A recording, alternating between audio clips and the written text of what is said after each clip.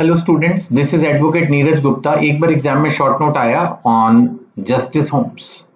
पूरा नाम की अगर हम बात करें तो ओलिवर वेंडल होम्स जूनियर। ये एक अमेरिकन ज्यूरिस्ट है, अमेरिकन रियलिस्ट स्कूल के ज्यूरिस्ट है। अमेरिकन रियलिस्ट स्कूल क्या बोलता है, हम पहले पढ़ चुके हैं। वो बोलता है कि भाई लॉजिक कुछ नहीं होता है, मोरालिटी कुछ नहीं होती है, हिस्ट्री कस्टम कुछ नहीं होता है।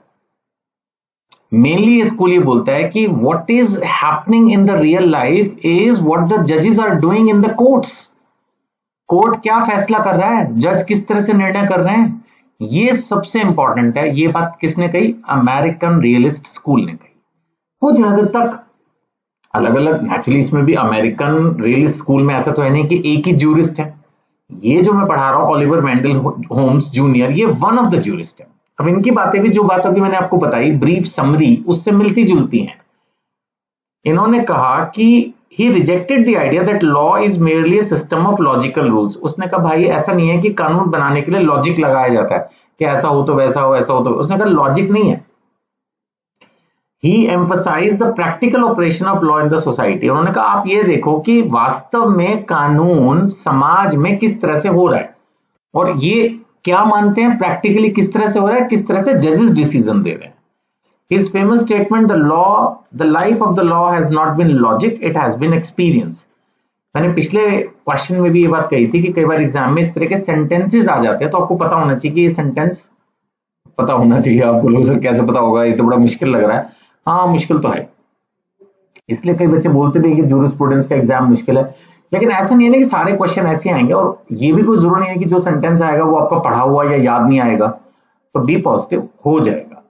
सो the life of the law has not been logic. इसका मतलब इनका ये है कि लॉ जो है वो सिर्फ लॉजिक से बना है, ऐसा नहीं है। इनका ये कहना है कि जो प्रैक्टिकल एक्सपीरियंस है लाइफ में, जिस तरह से कानून इंप्लीमेंट हो रहा है, वो है इंपॉर्टेंट।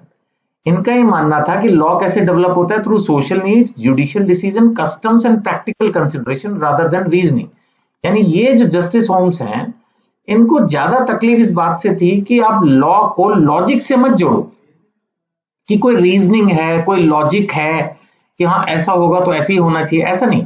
उनका ये कहना था कि जो लॉ डेवलप हो रहा है वो मेनली हो रहा है through social needs and judicial decisions. वो बात अलग है, इन्होंने कस्टम्स को भी कंसिडर किया, नहीं तो अमेरिकन रियलिस्ट स्कूल तो जो है मेनली जुडिशियल डिसीजंस को ही फोकस करके चलता है। फिर इन्होंने एक बैडमैन थ्योरी दी। अब 2 4 5 नंबर में हो सकता है कभी बैडमैन थ्योरी आ जाए एग्जाम में। बैडमैन थ्योरी क्या है कि लॉ बैडमैन के लिए लिखा जा रहा है और उसमें एक कैलकुलेशन है कि अगर ऐसा करोगे तो इतनी सजा मिलेगी। जैसे रेड लाइट जंप करोगे तो इतना फाइन लगेगा, चोरी करोगे तो मान लेते 2 साल 3 साल की जेल होगी, डकैती रॉबरी करोगे, किडनैपिंग करोगे, अबडक्टिंग करोगे, असॉल्ट करोगे, रेप करोगे, मर्डर करोगे, नहीं कुछ तो क्राइम करोगे ना, तभी तो पढ़ रहे हैं। तो एक तरह से बैडमैन थ्योरी होती है कि किस क्राइम की कितनी सजा है। तो हम प्रिडिक्ट कर सकते हैं, करने से पहले भी अंदाजा लगा सकते हैं कि अगर हम ये क्राइम करेंगे तो ये सजा होगी, नहीं तो क्राइम करने के बाद कानून की किताब पढ़ के अंदाजा लगा सकते हैं कि भैया अब केस चलेगा और अल्टीमेटली ये सजा होगी। तो this is a bad man theory. इन्होंने कहा according to which a person is concern not with moral duties. वो बोला कानून को वो इसलिए नहीं पढ़ रहा कि मेरी क्या ड्यूटी है, क्या नहीं, मुझे क्या करना है क्या नहीं ना, रादर वो जानना चाह रहा है the legal consequences of his actions. माना अगर उसने कोई क्राइम किया है तो इज कंसर्न टू नो कि मेरे इस पर्टिकुलर क्राइम की क्या कॉन्सिक्वेंसेज होंगी, यानी कि क्या उसको सजा मिलेगी। तो उन्होंने कहा कि therefore law should be understood as a prediction of what courts will do in practice. Ultimately फिर वही अमेरिकन स्कूल के जितने भी हैं वो रियल लाइफ की बातें करते हैं कि कोर्ट किस तरह से कब क्या डिसीजन लेगा, किस सिचुएशन में। इस प्रिडिक्टिबिलिटी के हिसाब से ही वो ज्यादा चलने की कोशिश कर रहे हैं। तो यही है इन ब्रीफ जस्टिस होम्स। थोड़ा बहुत मैंने इसको अलग से भी आपको बता दिया, एग्जाम में आए तो आप लिख पाओगे। Thank you.